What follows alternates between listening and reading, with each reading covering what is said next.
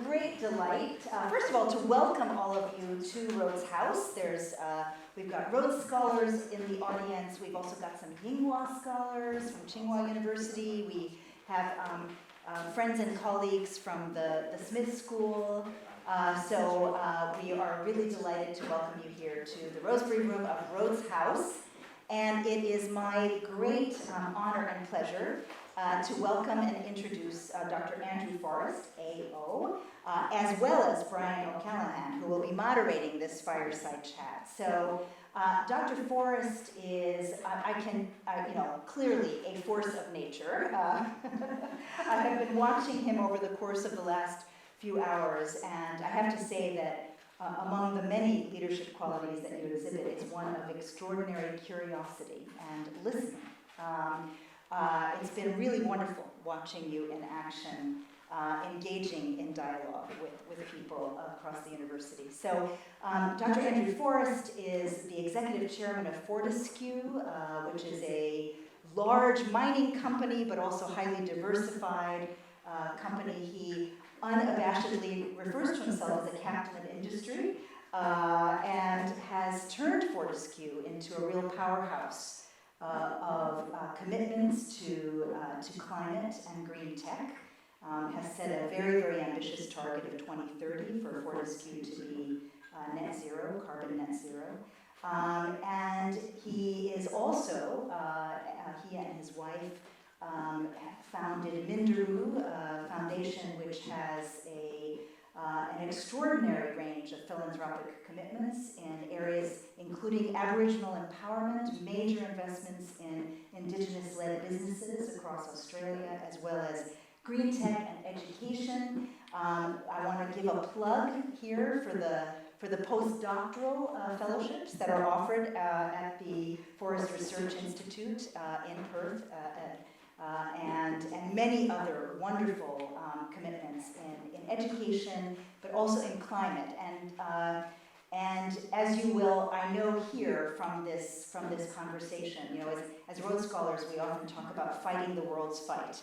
And I think you will hear from Dr. Forrest a really powerful and compelling story of someone fighting the world's fight and encouraging others to join him in doing so. For this fireside chat, our moderator will be Brian O'Callaghan, who is, for those of you who know Rhodes Identifiers, New South Wales and St. John's 2019. He is at the Smith School and is wearing multiple hats.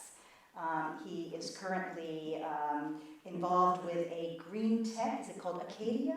Do I get that right? Acadia Investments, which is investing in green tech through the IRA, the Inflation Reduction Act in the United States. But he's also serving as an advisor to the United Nations Commission on Africa, again, with a focus on sustainable finance and green tech, and runs a project here at the Smith School as well. And so I know that they're going to be in dialogue with each other, but we really hope that all of you will get involved in the conversation as well. So please join me in welcoming Andrew Forrest and Brian O'Callaghan.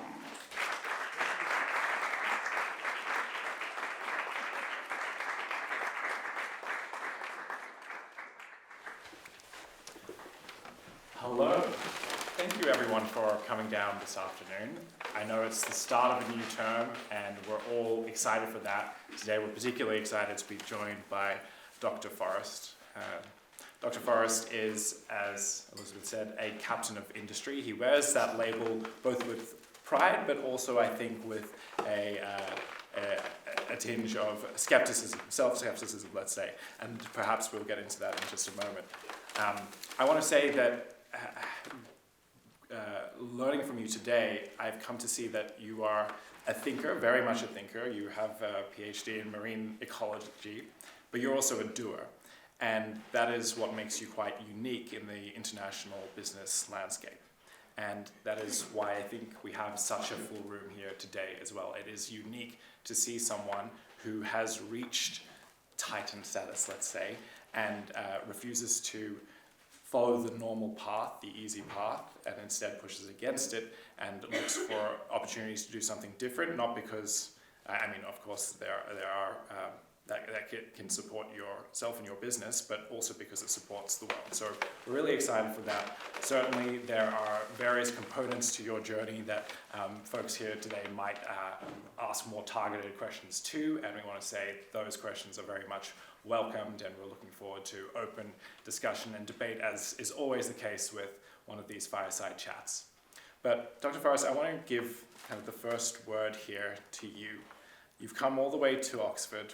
You've spent almost a full day here discussing topics close to your heart. I want to ask you why, where those passions have come from, and in particular, as a starting point, what your message is to a room of Rhodes Scholars and the broader community of Oxford University. Okay, thank you. Look, for all of you, please call me Andrew or Twiggy, whatever you feel like. I don't feel I'm any different to any of you. I'm a guy from a very isolated background. I grew up with a radio connecting me to a school 300 miles away, with a bad stutter, which didn't help on radio. And I refer to myself as the captain of industry in a deprecating manner. It's couched in the term that there's around 1,000 people, of a subset of about 50, who need to change, need to flip in order to stop global warming, in order to stop the worst excesses of global warming, climate change, which you are living in. I will, if you allow me, expand on that later in our discussion. But I can say, look, you've heard all the trite, complimentary crap you'd expect someone like me to go on. Isn't it great to be in Oxford? What a wonderful bunch of people you are, etc., etc. I'm not here for any of that. I'm here because I need to persuade you and then the great educative institutions of the world that you can do something about climate change, and you are to stop believing this absolute lie that global warming and everything you're facing is the responsibility of the public and you should change how you consume and the like. That's rubbish. If everyone's at fault, oil and gas has peddled this to you really well through publicity machines you'll never know of, then guess who's at fault if everyone's at fault? No one. That excuses people like me. That excuses the so-called captains of industry, those pompous, pumped up, gutless characters who get around in pinstripe suits and try and say that they're looking after the world's interests when in fact they're lacking character and courage to change. And if they say to you, well, you're going to have to lose your standard of living and you're going to have to drop your education standard, can I just tell you that is absolute crap, if you can say such a word in these hollowed halls. That is just simply not true. The difference between this world going green, stopping the use of fossil fuels, stopping destroying your future, is the character of about 1,000 people. I'm one of them, and I want to be held to account. And I need you to hold others like me to account. That's why I'm in Oxford. And by the way, I started to think this needs a global lecture tour to the great universities of the world. There's no greater, I'd reckon, than Oxford. But to start here and then move across China, India, America, everywhere, to get it out there that a concept which is you're going to become unhappily very familiar with, lethal humidity is upon us. And to say to those very captains of industry, you don't have blood on your knuckles or your fingernails when this occurs, because it is occurring now. You'll have blood up to your armpit, and you will be held to account because you did nothing. And your lack of character to not change your organisations, to educate your voters, your public, that fossil fuel subsidies can be changed to green energy subsidies without harming your public. You just have to get off your tail and stop self-promoting in front of a lectern and start getting out in front of your people and telling them why fossil fuel subsidies are destroying you and how it's destroying your economy and how it's removing the education opportunities for your children, your health sector standards, everything. So that's probably a longer answer. That's exactly but what we're looking for. I wanted you to know why I'm here. I'm not here to talk about me. I'm here to ask you to help. Maybe just one quick clarification there. When you say lethal humidity, that's a term that will be known to some people in the room, but not everyone. Might you just quickly define what you're talking about? Yeah, thank you. So in science, there's a term called the wet bulb effect. It's common to most biologists, human biologists in particular. And it's literally a thermometer with a mercury bowl at the end. You're all used to them. It will reflect atmospheric temperature. You put a wet rag around the bulb, the evaporative impact of that wet rag on that bulb will drop that temperature dramatically. You're looking at yourself. That's what your skin is doing right now. Without that, the internal heat generation of your body as you sit here will cook you to death within hours. You take off that wet rag off that bulb. Now you're experiencing what the human body experiences when you add humidity into the equation of heat. And team, I know all of you can't see me. I'm sorry about that. I didn't organise this room. I'm just being facetious. But just put your hand up or stand up if you want to interrupt me or ask any question, because I'm so delighted to be interrupted. When you take that rag off that wet rag off that bulb of a thermometer, your temperature goes straight back up. Humidity does that to you. Lethal humidity is what is so dangerous. There's one of the leaders of the Royal Society back in the 17th century put himself in a room for half an hour at 120 degrees Celsius for 30 minutes. The air was bone dry. He survived, he walked out. So did his dog. You add a puff of humidity into that, and the dog and the human would have died very quickly. You don't need to be protected from heat. You're going to be fine. You are thermoregulated organisms, and you will be okay in global warming, provided there's no humidity. But the bad news, which you never get told, is that it's humidity which removes your power to thermoregulate. 30, 35 degrees, or the scholars here in Oxford argue even less, will kill you at high humidity. And you think, hey, look, I'm in Oxford, there's no problem. It's cool here. 5% of your homes have air conditioning. The only way to recover from a humid heat event, you're going to get them here in Britain, is air conditioning. 5% of your homes have them. Less across continental Europe in many places. This is a Western world, massive population, completely unprepared for what's going to happen. So I'm speaking to your leaders, like I've spoken in New Delhi, Washington DC, Beijing, to say, this is happening, you have to move. Your pontification, your speeches are all over. You have to move. Let's say take Trump won the next election. I would say to Trump that he'll have his head put up on a spike, because lethal humidity will happen in North America. It will kill thousands, if not tens of thousands of North Americans, and public opinion will put the blame on his denialism. It sounds to me like next year at Davos, we should have a humidity sauna for each of these 1,000 captains of industry to try out, see what that's like. Exactly, yeah. As they walk up and down their ski fields with sports shoes on, not skis. Right. So I just want to take a turn to Fortescue itself. Certainly Fortescue's bread and butter has been iron ore, and you've built an incredible business, one of Australia's most successful businesses, if not the most successful growth story through that business. But recently, for folks in the audience who don't know, and not even that recently anymore, you took a pivot towards green energies, green energy technologies, everything associated with that. Initially, you had a target for, or perhaps even a ceiling for 10% of Fortescue profits to be directed towards that green industry focus. I believe that target no longer exists, or that ceiling no longer exists. Yes. Perhaps you can explain what changed. Is this an acceleration in your ambition? Has the risk return calculus changed, or is it more is it something more fundamental than that? Perhaps it's a little bit of both. Yeah, it's really turning the rules of capitalism on its head, team. We have a 20% plus IRR for projects, internal rate of return. For any mining project, those mining projects have to be green.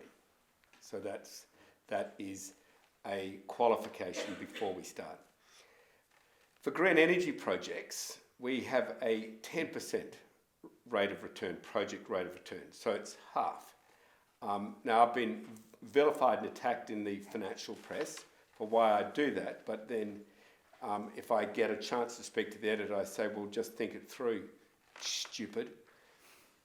If I put another 100 million tonnes of iron ore onto the market, and we've sold well over 2 billion tonnes to just one country like China, you can see Fortescue's iron in the steel of many of the Chinese cities, because the percentages which they get from us is about 20% of all their imported iron ore.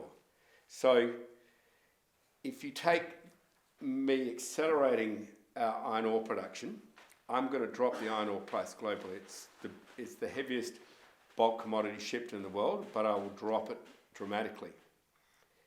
If I, however, don't penetrate the iron ore market, but penetrate the oil and gas market, I don't have that kind of hurdle. If I put, say, 1 million tonnes of green hydrogen onto the market, I will not affect it at all, the oil and gas market. If I put 15 million tonnes of green hydrogen, which is our aim, then I will still not affect it.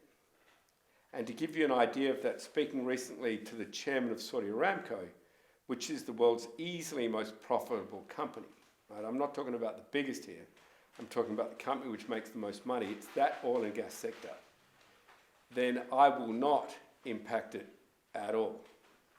In fact, the chairman of Saudi Aramco said to me, he's going to aim for 400 million tonnes of green hydrogen, to let you know how small our own ambitions are, which are still laughed at around the world.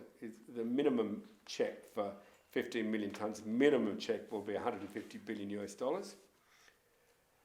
But that is commercial, I believe, and I will raise the capital against that. And by the way, we must, because the continuance of oil and gas and coal as a source of energy will lead to the discontinuance, it's a mathematical equation, of you. So it has to happen. Yeah, well, I want to get to questions from the audience as soon as we can.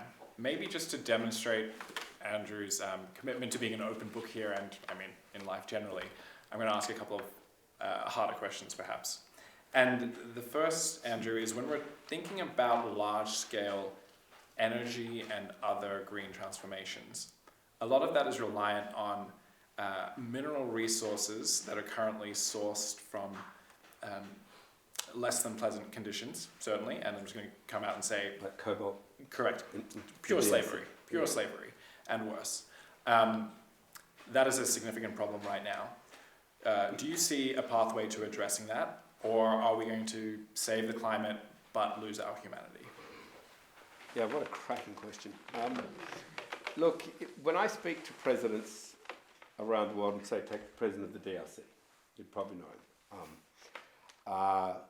He needs an organisation which comes into his economic system and stands on 4 principles, the 4 key rules which have to be answered by a country. That A, there is no, let me start with the biases. There is no difference at all between the education outcomes, not targets, of boys and girls, which really has some challenges in the Middle East and other parts of the world. There is no modern slavery of any type. There's no forced marriage, and there's no child marriage. You don't have to meet those 4 things straight away, of course, because you can't, because all those 4 things may exist in your country. But you have to commit through legislation and funded action that you're going to address those 4 before we will commit. Now, I have not had a president, apart from a former president of Afghanistan, I haven't had a president say to me, "We won't do that." All of them have said, well, if you come in here and you operate, then we can hold you up to be a standard setter. Right now, that we don't have a standard setter. But if we get a large, globally respected multinational to come in and live by these 4 principles, we can force everyone else to change. And that goes back to something which Brian and I have discussed, that business can take commercial risk, marketing risk, financial risk, engineering risk, construction risk, all these kind of risks, but what we cannot take is sovereign risk. Where we have a totally egregious tax changes, your tax rate goes from 30% to 100%, it's privatised assets. So that we can't tolerate. And that is where multilaterals and governments must come in, because a government will completely rape and pillage members of the corporate sector if they can get away with it, and other governments around the world go tut-tut. But if governments are financially exposed to that egregious behaviour because they ensure that sovereign risk, then that country will not pull on a corporation because it'll pull on the global governmental community. And until that happens, we won't get the elimination of slavery, say, in Africa, because corporations like mine will not get funding because we cannot take on, say, the sovereign risk of many countries. Yeah, wow, that's powerful, and an extreme call to action. What we're saying is neither are we going to address human rights abuses nor solve climate change without governments and multilateral institutions coming on, taking Sovereign risk. In whatever form that is. Correct. Because the capital's out there, ladies and gentlemen. I mean, don't talk about trillions of dollars a year, anything like that. Just talk about the character of leaders. The money's there. What's missing is the character in leaders. Yeah. Last question from me. So please, folks, get your questions ready. And I'd like to turn this a little bit personal, if I may, Andrew. Yeah, of course. You're certainly welcome not to answer this question, but you are or have been a man of faith, as am I. And the have-been's tricky. I'm not sure. I don't want to make any assertions here. I just want to understand how that has influenced your prioritization, decision-making in these spaces, either consciously or subconsciously. I suppose it's more of a reflection question rather than anything more. Okay, so that's deeply personal. So let me give you a deeply personal answer. I try, but I'm a really lousy Christian.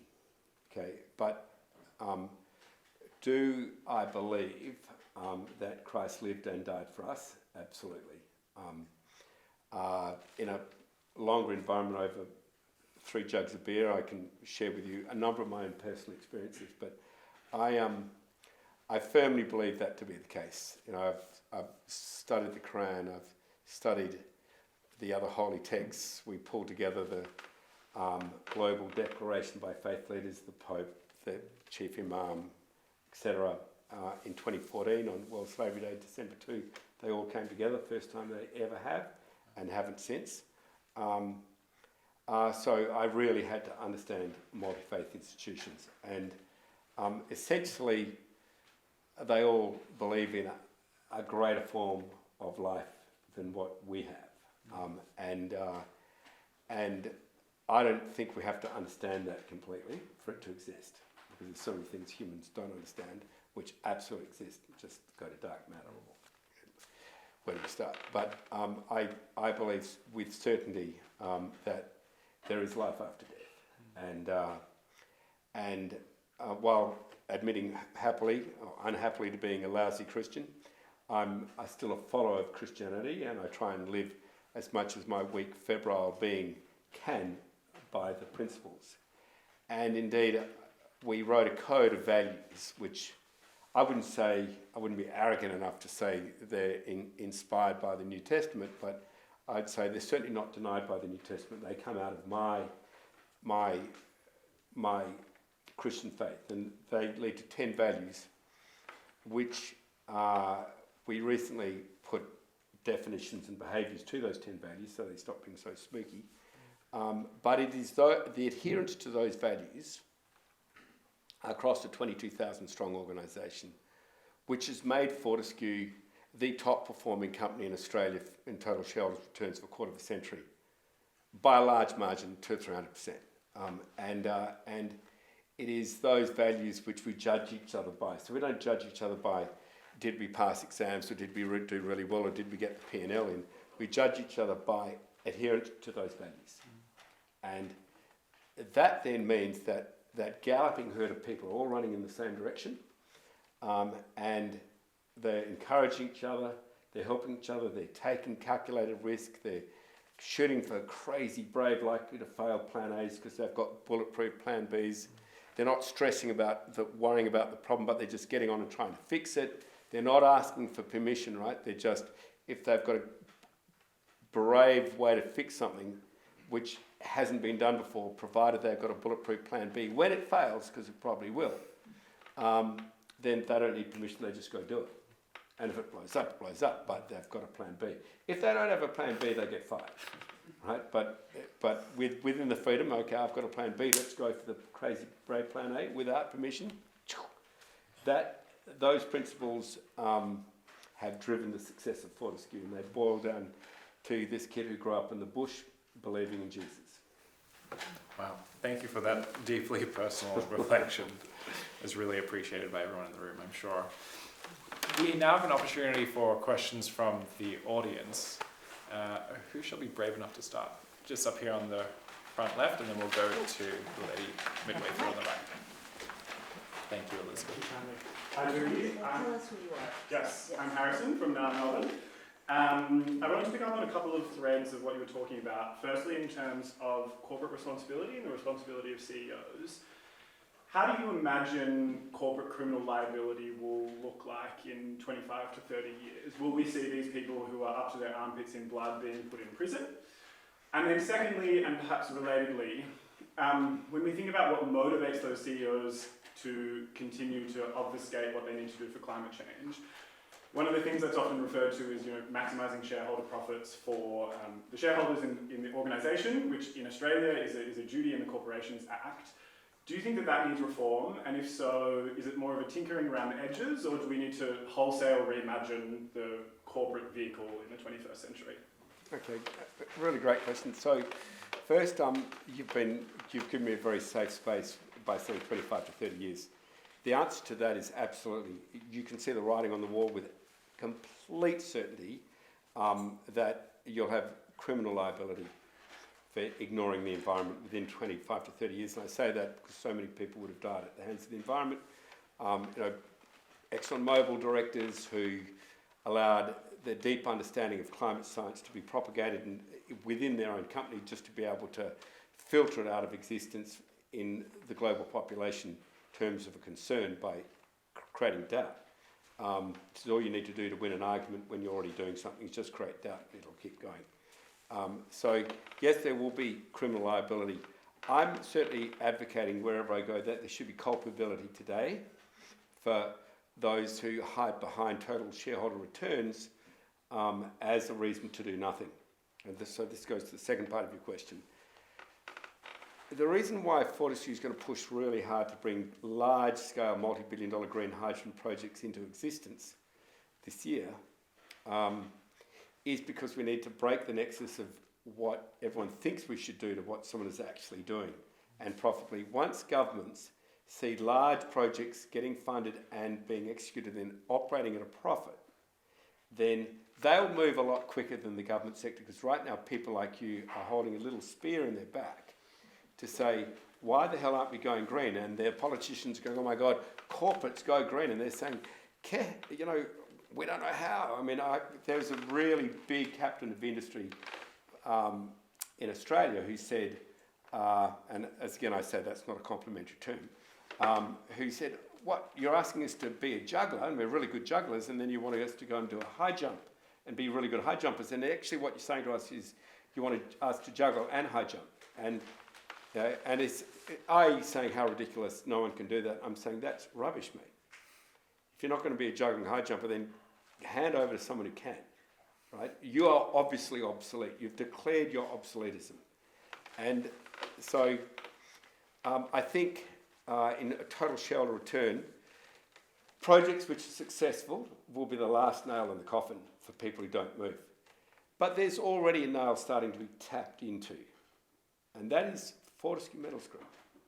We're still the only heavy industry company. I mean, forget Apple and their fancy ads and all the other rubbish. I mean, if Google and Apple all go green, and claim they're married to Mother Nature, well, honestly, that's so interesting, but it's so irrelevant. You've got a whole transport, intensive ag, heavy industry, manufacturing, people like me to account. We produce the carbon budget, okay? Us.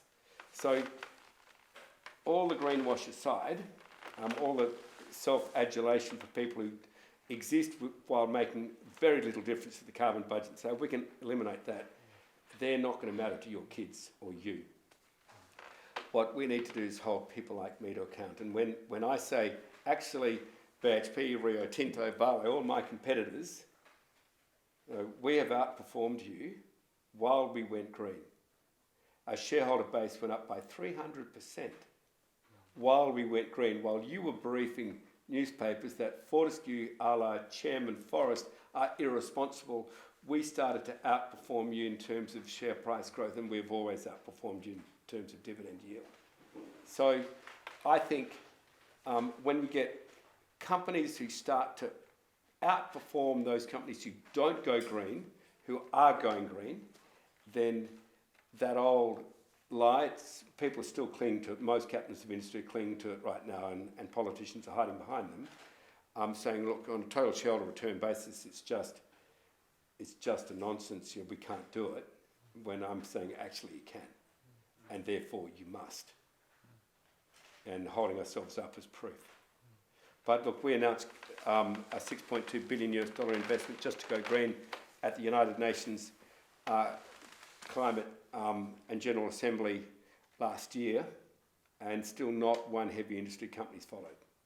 So that's why I've started this global lecture, because I need you to get angry about this. I need you to say, we have solutions. We have technological solutions to stop global warming. Take them. Thank you for that, and thank you for the question. There are many juggling high jumpers in the room. I had gone to the lady mid... And I'll try and keep it a lot briefer so we get a few more questions in. I apologise. Hi, I'm Isabella. I'm from New Zealand. Kind of building on Harrison's question, I'm probably going to probe a little bit deeper into the kind of economic climate in which you operate. I hope you don't mind, and with all due respect. But I think that many leading climate scientists, many leading political thinkers, many leading activists in this space are saying, the reason why climate change exists is because we have a capitalist system that has meant that individuals like yourself and other incredibly wealthy individuals have benefited and woven themselves into a system at the expense of many, 99% of the world, who have very little power, both political and economic. So how do you reconcile that, both kind of professionally but also personally, in terms of why are we thinking about kind of technological solutions to climate change when the fundamental issue here is that we have a failed economic system that continues to privilege wealthy individuals over the majority of us in the world who, unlike those of us in this room, have very little political, economic and social power to change the current state of affairs. Well, look, I think your question really endorses everything I've just said. I am right here as Confessions of a Carbon Emitter, which was the title of a series of 3 national lectures I gave called the Boyer Lectures, which are annual lectures sponsored by the Australian Broadcasting Commission, and I put what you've just said on the table. We burn 1 billion litres of diesel a year.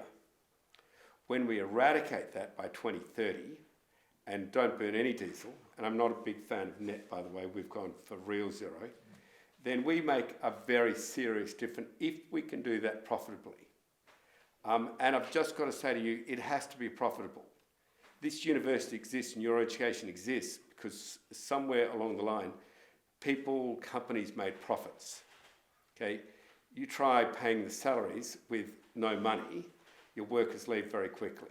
So the profit motive has led to the beautiful university you have around you.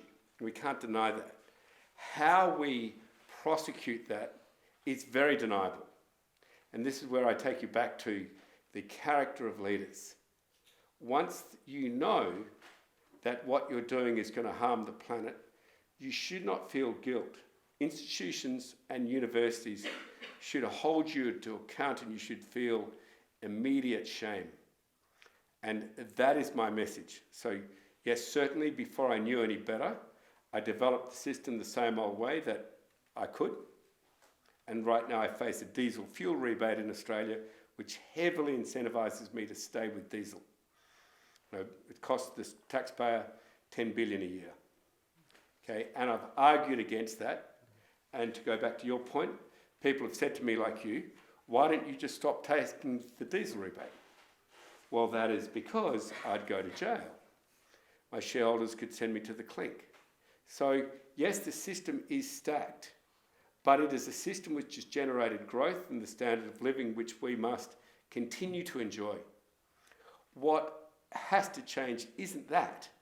It isn't a defunct system. It's a lack of enforceability of science, inculpability of politicians and so-called captains of industry. And that's why I reduced it to 1,000 people, of which I'm ashamedly one, to say, yes, I've helped build Australia's, and we're heavily investing in New Zealand, as a result, economy. And like the rest of Australia, I've done it with fossil fuels. And the reason why we must change is because, like New Zealand, Australia, so many other countries, you could be Saudi Aramco's of your economy with green energy and with green hydrogen. But you must be forced to change. And how we change isn't through chucking out the capitalist system, because you'll chuck out a whole lot more than that. How we change is the incentives and policy guidelines which direct, say, companies like mine to stay with fossil fuels. Those policies must change. And therefore, your advocacy is terribly important. If you just say throw out the capitalist system, then people aren't going to take you seriously because you're educated on a capitalist system. And you have the right to ask that question because you know what to ask. But if you say, however, the system is failing us because you, captains of industry and you policymakers, are not directing your investments the proper way, then absolutely you should hold us fully culpable. Accountability, culpability. I had indicated to the yes, and then we'll go to the gentleman behind. Thank you. Thank you so much for coming to speak with us today. I'm Lauren, I'm from Adelaide. I think this follows on nicely from Izzy's question, probably, because I think there's no question from hearing you speak, there's a real commitment to combating climate change and environmentalism, but I suppose an equally, arguably big problem in the world today is wealth inequality. And so I think if you're willing to speak perhaps from a more personal question, I'm interested, it's clear that you view, corporations in the private sector as part of the solution, but then how does the ethics, I guess, of not just corporate wealth but personal wealth sit with you? And I think a question that I've contemplated a lot since coming to Oxford is the ethics of the existence of billionaires, for example, the lack of wealth tax, the lack of inheritance tax. I've never met anyone with your kind of wealth, I'm sure a lot of us haven't.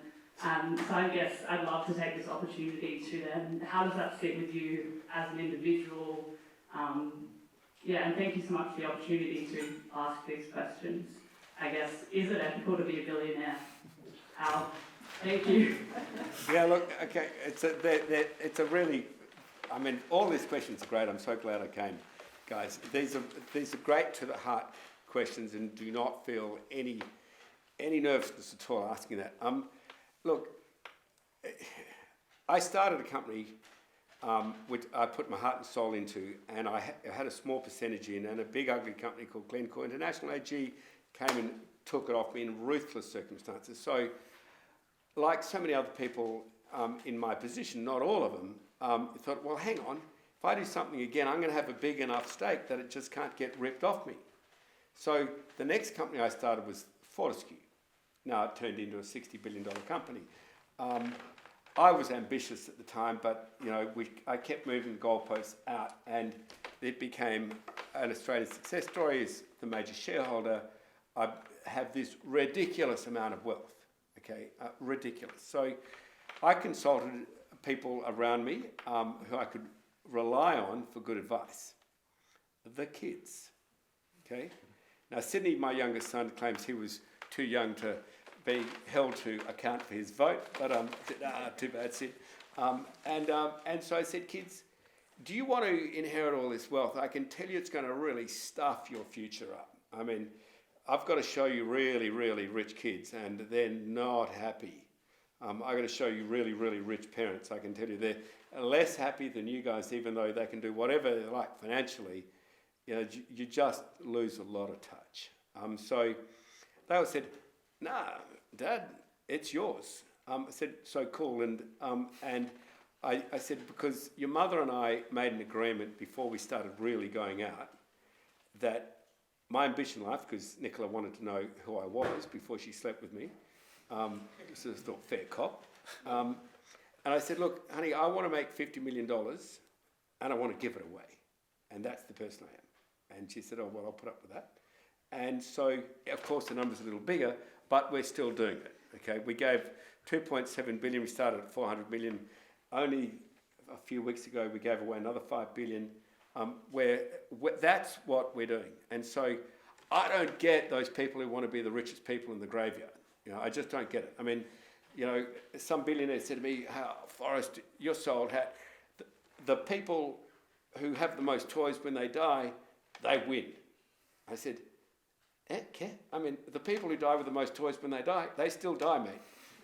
So I haven't shared that view. I can't speak. I just don't understand why people go hard after money as a goal. They say, oh, it's the game, Andrew. I said, so what? Then give it away.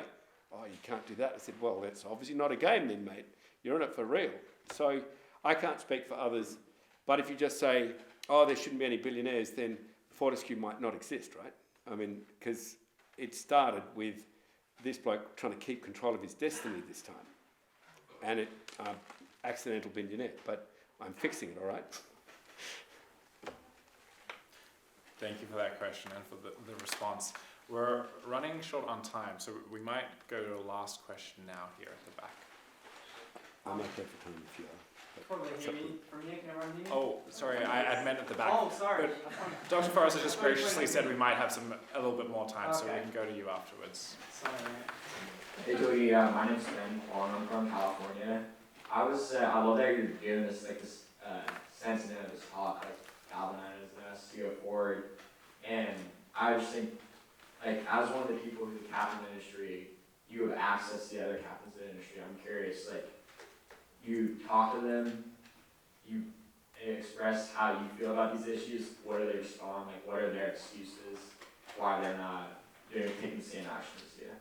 You're talking about the global capital markets in the United States? I'm talking about the other dozen captains of industry. Captains of industry. What do they say? Yeah, what's their excuse, I guess? Oh, the most annoying person in this was at a wedding the other day. I'll keep his name out of it, but he's the biggest steel producer in the world. And he said to me, oh, Twiggy, you just do things because you want to look good. And I said, Care? Look where I am. If I tell all of you you've got to get out of the fossil fuel sector, I won't look good. Well, in fact, I'll probably get a security guard to throw me out. So, no, I'm not doing it to look good. A lot of them, I have to say, the head of the Extinction Rebellion and Joe Biden's Youth Climate Advisor, they're 21, 22, and they give me a lot of advice. And they have this term, aging out. Apparently in your late 20s you're aging out. Who would have thought, right? But I'd have to say I want to apply that term to many of these so-called captains of industry. They are aging out. And all I can say is if they're refusing to change, then Godspeed their journey to keep aging. Because we need people who think beyond their doctrine, who know we must change, who agree that losing your standard of living, losing your education standards isn't the fault of the public, it's the laziness of people who I'm speaking to, which you've just referred to, other captains of industry, but they immediately then direct to government policies. And government policies keep you on this railway line of consuming fossil fuel, and that's where I need serious vocalism from the great educative institutions of the world, and that's why I've introduced the term, which is a proper scientific, absolute threat and death sentence for many people as I speak, lethal humidity, because it brings forward the whole futuristic nature of global warming as an argument amongst these captains of industry or presidents or prime ministers to right now, because it's happening right now. And so I'm a little blunt in my cocktails. Thank you. Sorry for interrupting you before. No, I feel like I definitely interrupted. Just hang on one moment for the microphone. Hi Andrew, I'm Riley from Wajir Country in Western Australia. And it's sort of a specific addendum to Ben's question there, because a question that I had that I think would be quite instructive as to how we can try and convince these other people, because some of them are quite young even, you know, and so the aging out thing might not happen in time for some of these really serious effects. And so I wonder, as you've alluded to, it is a really good time to make this transition, because it's going to become very unprofitable very quickly to continue business as usual, as you said. And so in like quite a pointed way, I would ask a two-part question, which is, why did it take you so long to make this transition? Because we've known for so long that this climate crisis is approaching. And I ask that specifically because it could be quite instructive as to how do we make other people have this moment of realisation, or this long process of realisation. How do we make them feel that in the same way as you obviously have to make this transition too? Okay, so I of course became very close to the Commonwealth Scientific Investigative Research Organisation, which is the government science body of Australia.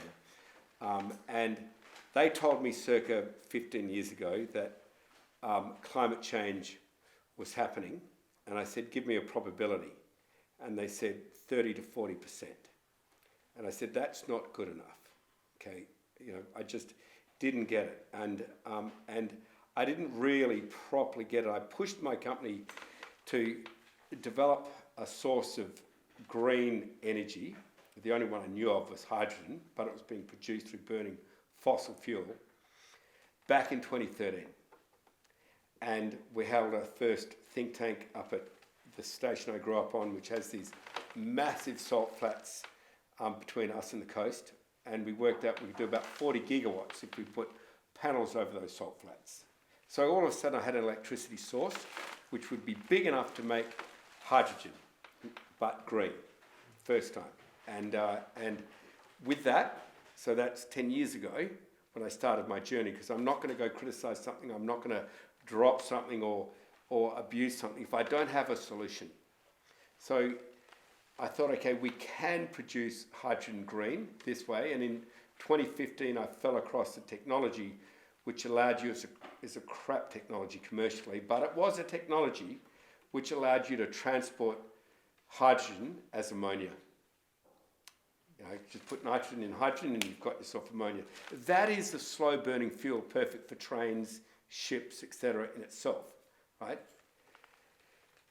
But it stores hydrogen, you can transport hydrogen. In fact, on a per cubic metre basis, you can get more hydrogen molecules out of ammonia because the nitrogen compresses the hydrogen molecules. I won't bore you anymore with it, but it's a really effective way to store and transport that beautiful fuel, green hydrogen. But what about if you don't want ammonia? You're wasting your money. So CSIRO came up with a metal membrane, which allowed you to take the hydrogen off at temperature, the nitrogen off ammonia at temperature, and you're back to pure hydrogen. So with that, I committed the company back in 2016 to going hard after green hydrogen as a solution to oil and gas. We didn't promote it because I didn't have anyone else on my side. COVID hit. no one could travel. But I worked out that if you could travel, then the diaries of leaders around the world were pretty empty, and they'd be able to see me. So we went to see 70 odd countries in 2020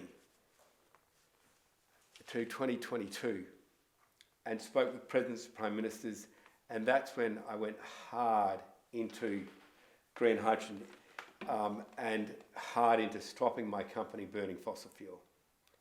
So I just wanted to give you that corporate overlay. My personal journey, really, I was doing that corporately, thinking this is the most proper corporate responsible thing I can do for my shareholders. From 10 years ago, push them away from oil and gas. But my personal journey started when I had a event in my life which nearly took my life away from me. I was in a wheelchair, then crutches, and my family persuaded me to, look, Dad, go study the oceans. You won't shut up about the oceans every time we go on holidays. This is your shot. Go and study the oceans. I got knocked back to do a master's. I got accepted to do a PhD. I came across the hideous threat of the Russian permafrost. I knew a lot of people and a lot of academia in Russia. So I contacted them and said, tell me all about your permafrost. And they came back saying, it's letting go. And if it continues to let go, we'll have a rapid acceleration of atmospheric temperatures. And I said, like what? They said, immediately 10 degrees Celsius. And so when I heard that, and I investigated the models behind it, I then went all out. And that was in about 2018. So from my journey starting in 2013 to 2018 is when I became very emotionally involved, and I've been there ever since. And the Russian permafrost is still letting go. That's my personal journey. I don't mind. I mean, are you guys going to get to dinner, cold beers?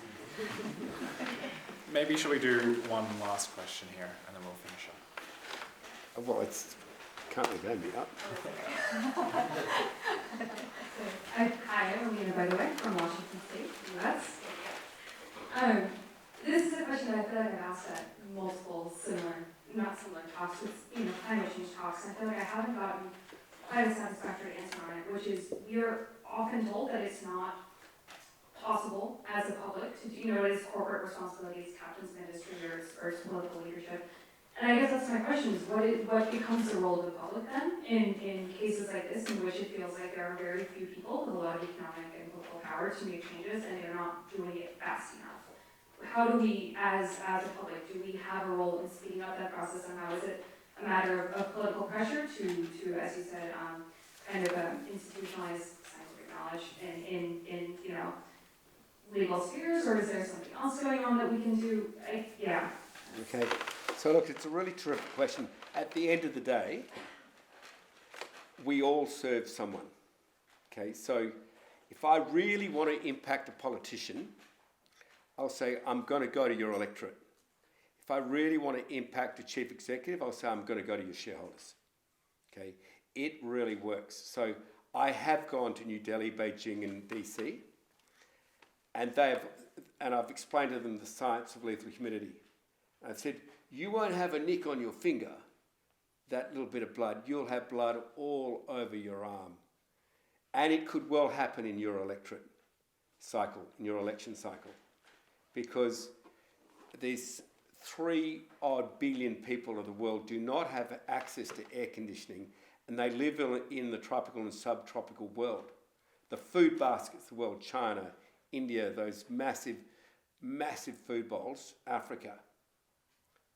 That's where it's going to hit hardest. But I've been speaking to your scientists today. You say, no, we don't have predictive capability on where it's going to hit. It could happen in Britain. Now we're in a lot of trouble, Rishi, because you're steering your country towards fossil fuels and you have 5% of your homes air conditioned. Get a heat event, you're going to have humidity with it. You don't need very much heat, 30 degrees, unless high humidity. You're going to kill people. And they're going to come looking for you. Now, what I need you to do is when the social media campaign, which is going to accompany this global lecture tour I'm doing, starts, I need everyone across Oxford and the universities of Great Britain to join it. And you'll be asked questions. Should we not tolerate any geostrategic initiatives, i.e. arguments with state powers, that compromise the growth of green energy?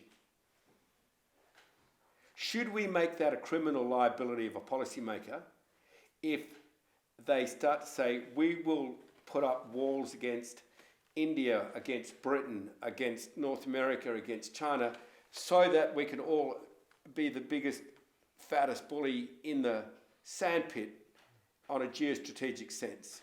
Because that's what's happening right now.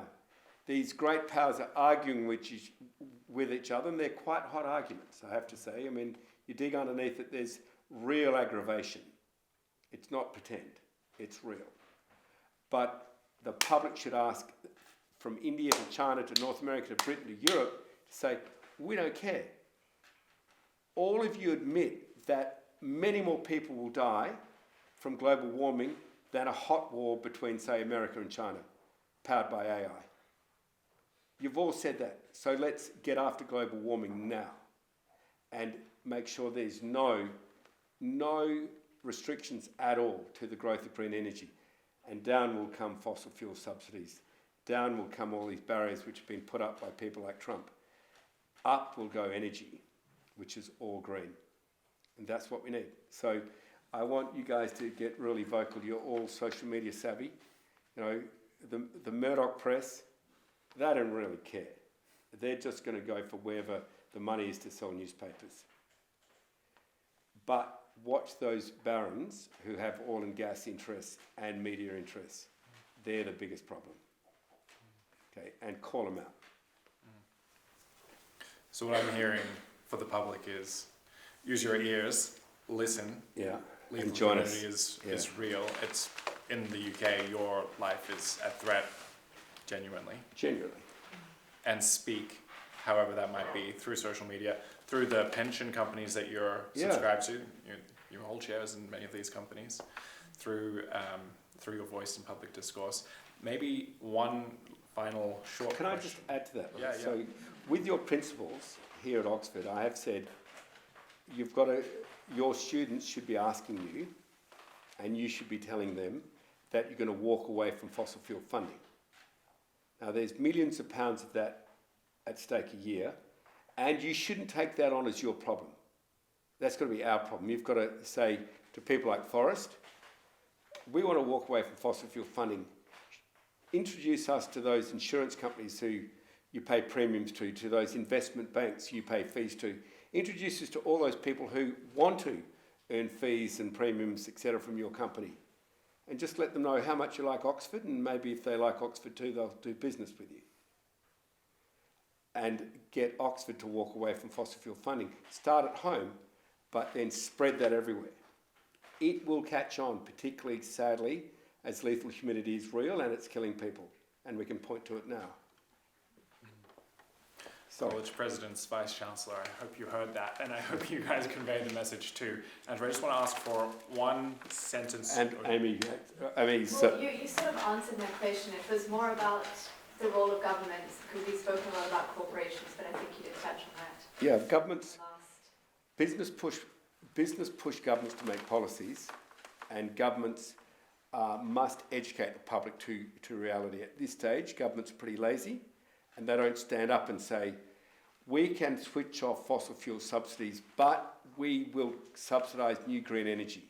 And through a period of transition, suddenly you will not have this threat hanging over you, and you'll have a much lower cost of energy. Governments have to educate their populations to that. Otherwise you have these disasters like in Argentina. They have massive fossil fuel subsidies so that yuppies leave the air conditioning on when they go to work just so they can have a cool flat when they come home. And that subsidy is costing that country billions of dollars, and therefore the common people can't send their kids to school because there's no education system. The presidents of those countries have got to say what it is. Say, fossil fuel subsidies are killing your education standard. I mean, could I maybe ask one follow-up? Yeah. Yeah, I mean, just to follow up on that, I think it's fantastic to get national governments on board, but as you've mentioned before, this has to happen at a global scale.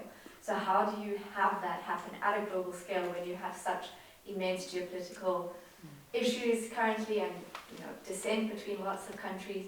Do you think there's an existing platform that these global policies and incentives that you mentioned could fall under at the moment? Is it still something that needs to be put into place, and how do you put something like that in place in this sort of mess of a world at the moment? Look, I do think it's getting through. I really do think it's getting through, but I want to help it. So I'll be spending a lot of time in India, in China, in North America, a little bit of time in Europe and Britain, so that the institutions, the universities, really speak up. When I've spoken to people like you and your professors, you've taught me even more about the extreme danger of lethal humidity in your country and in Europe. So I'm learning all the time, and I'm getting these messages out, and it is a message of now. N-O-W, we have to act now. Now, I haven't seen that message out before. I've seen scientists arguing with fat cats, but I haven't seen absolute proof right now that it's going to hit politicians in their electoral cycle. And that's what lethal humidity can and is doing. And I want to get that message out, but I'm worthless and powerless unless you back me. I need you to get really vocal on it. I need you to speak up. You're Oxford. You have real credibility in the global marketplace. Speak up. Your scientists back everything I'm saying. Speak up. Thank you for that question, Amy, because you also addressed that last piece that I was going to add on there. So, very well done. Everyone, thank you so much for your time this evening, for coming down to Rhodes House. We're so happy that you chose to spend this evening with us. Dr. Forrest, in particular, thank you to you for all of your engagement with the Oxford University community today, and in particular for this fireside chat. We're all eager to continue this fruitful collaboration and welcome anything more. Thank you. Please come and join me.